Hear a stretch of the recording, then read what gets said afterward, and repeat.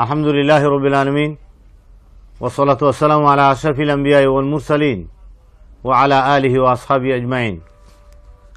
ক্বালা রাসূলুল্লাহি সাল্লাল্লাহু আলাইহি ওয়াসাল্লাম মান রাআ মিন মুসলিমিন আওরাহ ফাসাতারাহা কানা কামান আহইয়া মাউউদাতুন মিন কবরিহা।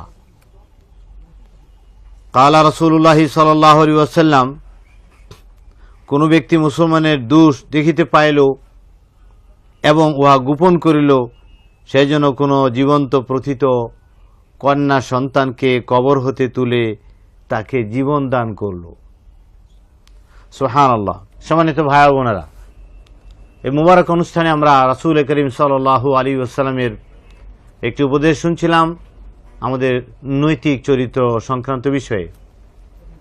হাদিসটিতে আল্লাহ রাসূল যে কথাটি বলেছেন সেটি হলো মান রা মিন মুসলিমিন আওরাহ, যে ব্যক্তি কোনো মুসলমানের একটা ত্রুটি একটা দোষ দেখতে পেল, ফাসাতারাহা, এটা প্রকাশ না করে সে চাপিয়ে রাখলো, গোপন করে রাখলো, কানা কামান আহিয়া মাউউদাহ, সেই ব্যক্তির জন্য একটি জীবন্ত প্রথিত একটি কন্যা শিশুকে তার মৃত্যুর হাত থেকে রক্ষা করে দিল, বাঁচিয়ে দিল।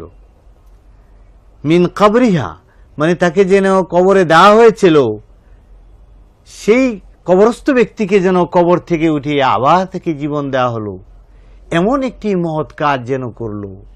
কি করলো? মাত্র সে একজন মুসলমানের দোষ সেটা জানার পরেও সেটা গোপন রেখে মানুষের কাছে না বলে এটাকে সে নিজের মধ্যে সীমাবদ্ধ করে রাখলো। এই কাজটি আল্লাহ তাআলার কাছে এত বেশি প্রিয় হয়ে গেল, এই কাজটি এত বেশি পছন্দের আল্লাহর কাছে হয়ে গেল। আল্লাহর নবী সাল্লাল্লাহু আলাইহি ওয়াসাল্লাম জানালেন এই কাজটি করার জন্য তার আমলনামায় একটি পুরস্কার লিপিবদ্ধ করা হবে। সেই পুরস্কারটি হইল, কোনো মানুষ যদি, কোনো খুনি, কোনো নির্দয় নিষ্ঠুর পাষাণ ব্যক্তি যদি তার নিজের কন্যা সন্তানকে, ছোট্ট একটি কন্যা শিশুকে জীবিত অবস্থায় সে গর্ত করে অথবা কবর করে সেখানে দাফন করতে যায়, আর তার হাত থেকে এই শিশুটিকে ছিনিয়ে এনে যদি কেউ বাঁচিয়ে দেয়, তাহলে তার পুরস্কারটি যত বড় হওয়া উচিত, ঠিক যে ব্যক্তি অন্য মুসলমানের দোষ গোপন করলো আল্লাহ তাআলা তাকে এত বড় পুরস্কারে ভূষিত করবেন। সুবহানাল্লাহ। সুপ্রিয় ভাই বোনেরা, এটি হলো আল্লাহ রাসূল সাল্লাল্লাহু আলাইহি ওয়াসাল্লামের একটি উপদেশ, মানুষের এই সামাজিক জীবনের শান্তি শৃঙ্খলা বিরাজ করার জন্য, বজায় রাখার জন্য তিনি এই উপদেশটি মানবমণ্ডলীকে দিয়েছেন। প্রিয় ভাই বোনেরা, আমাদের অনেকেরই একটি অভ্যাস আছে, কারো দোষ যদি দেখতে পাওয়া যায় সেটি বলা বলি করা, অন্যের কাছে প্রকাশ করা, অথবা ইন্টারনেটের মাধ্যমে অথবা পত্রিকায় অথবা টেলিভিশন খবরের কাগজ, যে কোনোভাবে অন্য মানুষের দোষ ত্রুটি, সত্য মিথ্যা মিশ্রণ ঘটিয়ে এটি প্রচার করা আল্লাহ তাআলার কাছে অত্যন্ত ঘৃণিত কাজ। বিপরীতে যারা এটি করবে না, জানার পরেও আল্লাহ তাআলা তাকে এত বড় পুরস্কার দিয়ে আল্লাহ তাআলা তাকে তুষ্ট করবেন। সুবহানাল্লাহ। এটি একটা বিষয়। দ্বিতীয় আরেকটি উপদেশ আল্লাহ রাসূল সাল্লাল্লাহু আলাইহি ওয়াসাল্লাম বলছেন, কোনো মানুষ ধ্বংস হয়ে গিয়েছে এ কথাটি না বলা। কারণ আল্লাহ তাআলা কাকে কখন তিনি হেদায়েত করবেন, কাকে কি পরিমাণ তিনি গুনাহ মাফ করে দিবেন এবং কি পরিমাণ পুরস্কার তাকে আল্লাহ দিবেন, আমার আল্লাহ তাআলা ছাড়া এটা কেউ জানে না। কার মৃত্যু হবে ঈমানের সাথে, কে বেঈমান হয়ে মারা যাবে, কার আমলনামা বেগুনাহ মাসুম হয়ে যাবে, এটা আল্লাহ ছাড়া আল্লাহ তাআলা ছাড়া আর কেউ জানে না। প্রিয় ভাই বোনেরা, এখানে এই প্রসঙ্গে আল্লাহ রাসূল সাল্লাল্লাহু আলাইহি ওয়াসাল্লাম বলছেন, ইজা সামি'তার রাজুলা ইয়াকুলু হালাকান নাস ফাহুয়া আহলাকুহুম। নবী আলাইহিস সালাতু ওয়াসসালাম বলছেন, যদি তোমরা শুনতে পাও যে কেউ বলেছে যে অমুকে তো ধ্বংস হয়ে গিয়েছে, তাহলে যে ব্যক্তি এই কথাটি বলবে বরং সেই সর্বাধিক ধ্বংসের মধ্যে পড়ে যাবে, সেই ধ্বংসপ্রাপ্ত হয়ে যাবে সবচেয়ে বেশি। কেন? সে অন্যকে ধ্বংস হয়ে গেছে বলার কারণে। এই জন্য প্রিয় ভাই ও বোনেরা, এই বাক্যচয়ন অত্যন্ত গুরুত্বপূর্ণ বিষয়। এখানে কেউ ভুল করব তাহলে নিজেই সর্বনাশ হয়ে যাব। বরং আমরা মানুষকে উপদেশ দেব, উপদেশ দিতেই থাকবো। আল্লাহ কোরআন কারিমে বলেছেন, বাল্লিগ মা উনজিলা আলাইক, আল্লাহর কাছ থেকে যে নাজিল হয়েছে তা মানুষের কাছে পৌঁছে দাও। আরেক জায়গায় বলেছে ফাযাক্কির, মানুষকে উপদেশ দিতেই থাকো।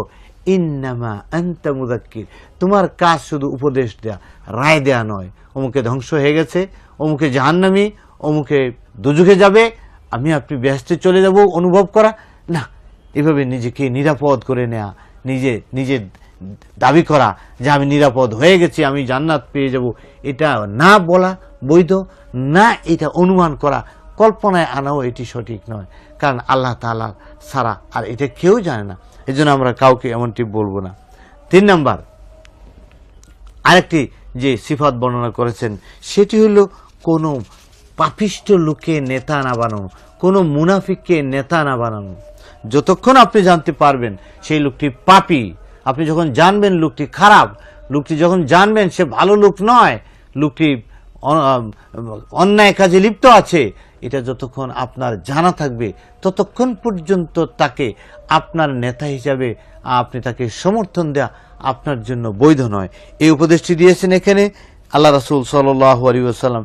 এই হাদিসটিতে বলছেন, লা নাকুলুল মুনাফিক সাইয়্যিদুন ফাইন্নাহু ইয়াকু সাইয়্যিদাকুম ফাকাদ আস্তাখাতুম রাব্বাকুম আযজা ওয়া জাল্লা। নবী আলাইহিস সালাতু ওয়াস সালাম এই হাদিসটিতে যা বলেছেন তা আব্দুল্লাহ ইবনে বুরাইদা রাদিয়াল্লাহু তাআলা আনহু তার পিতার কাছ থেকে এটি বর্ণনা করে বলেন যে আমাদের প্রিয় নবী রাসূলুল্লাহ সাল্লাল্লাহু আলাইহি ওয়াসাল্লাম বলেছেন, মুনাফিকদেরকে নেতা বলিও না। নেতা তো বানাবেই না, তাকে নেতা বলিও না। বলাটা পর্যন্ত অন্যায় মুনাফিককে, কারণ পাপের কারণে সে আল্লাহর গজব প্রাপ্তির মধ্যে থাকে।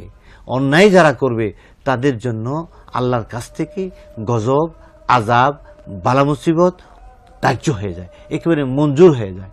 কেবল অ্যাকশনটা বাকি থাকে, কে কী পরিমাণ গুনাহ করছে এই পরিমাণ শাস্তি তার জন্য নির্ধারিত হয়ে যায়।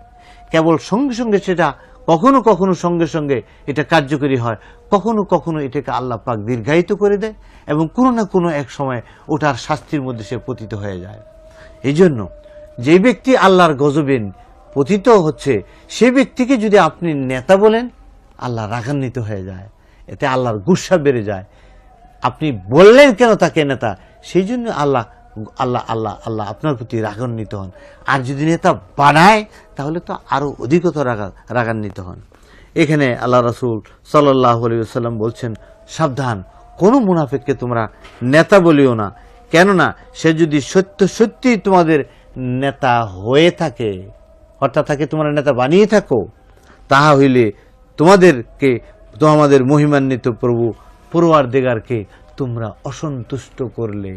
প্রিয় ভাই বোনেরা, তোমরা একজন পাপিষ্ঠ লোককে নেতা বানালে, পাপিষ্ঠ লোককে গুনাহগারকে তোমাদের লিডার বানালে এবং তার আনুগত্য তোমরা মেনে চলছো, এমনটি তোমরা যদি দৈনন্দিন জীবনে করে থাকো তাহলে তোমাদের সৃষ্টিকর্তাকে তোমরা অসন্তুষ্ট করেছো, তাকে তোমরা নাখুশ করেছো এবং তার রুশানলে তোমরা পতিত হয়েছো।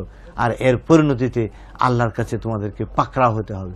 প্রিয় ভাই বোনেরা, আসুন আমরা আমাদের নিজেদেরকে পরিশুদ্ধ করি এবং আমাদের অন্তরকে পরিচ্ছন্ন করি এবং আমাদের সমর্থনগুলিকে সুন্দর করি, যাতে করে কোনো পাপীকে আমরা সমর্থন না দিই। আর যারা পাপ কাজ করছেন আপনাদেরকে অনুরোধ করব, আপনার কোয়ালিটি আছে সামাজিক নেতৃত্ব দেওয়ার মতো, আপনি নেতৃত্ব দেন, কিন্তু আপনি কোরআন মেনে চলুন, আপনি হাদিস মেনে চলুন এবং আল্লাহর বিধিবিধান মেনে চলুন।